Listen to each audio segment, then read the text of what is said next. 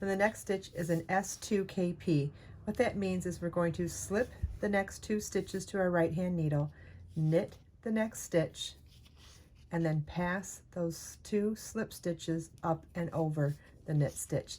It's a double decrease. We've taken 3 stitches and turned them into 1 with a vertical no slant to the stitch.